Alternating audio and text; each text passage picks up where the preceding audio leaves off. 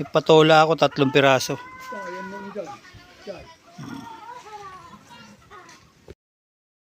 Kaya lakay, ito na yung kinuha nating malunggay. Gugulayin na natin. Yan. Binabalatan natin. Yan.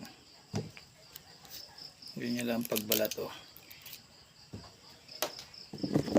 Ito. Maraming hindi nakakaalam na nagugulay ito.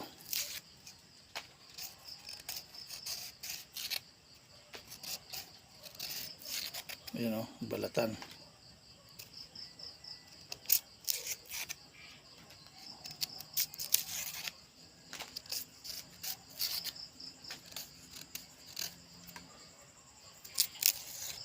Dito ganitong oras, mga yung iba dito nakakain na.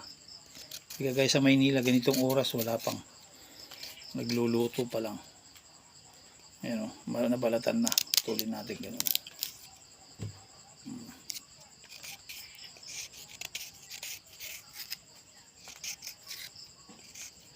Sawa tayo ng gulay dito, sariwa to.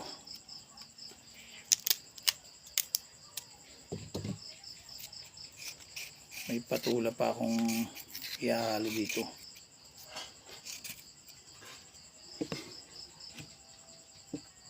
Ito lakay, bulaklak ng katuray, oh. Ito, didingdingin ko. Ayan. Oh, good health. Talbos ng kamote. Lakay, talbos ti kamote. Pagsasagpawon tanda. Susidente tata. Tapos sagpawan tati yellow paint, prito. Ayos na to. Malunggay, bulaklak. Yan. Tapos yung patula. Kompleto na. Kalabasa, malunggay, bulaklak, talbos. May patula pa yan. Puntan natin. Dali natin doon. At lutuin na natin. Patula, malunggay, kalabasa. Ito. Halo-halong gulay yan. Pampahaba ng buhay. Luto ko na. At ilalagay na natin tong kalabasa. O yan. Sama-samang gulay yan.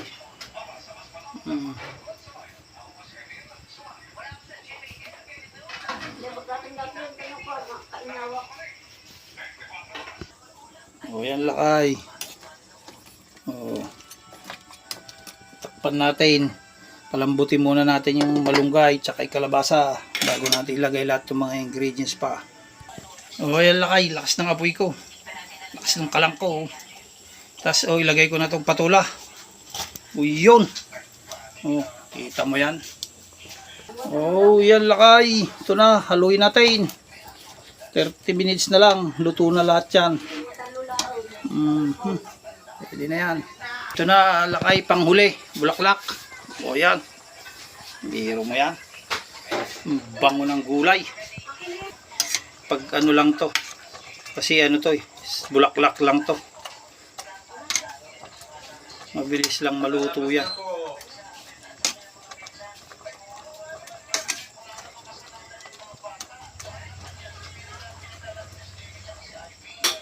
O yan lakay, ang finished product natin.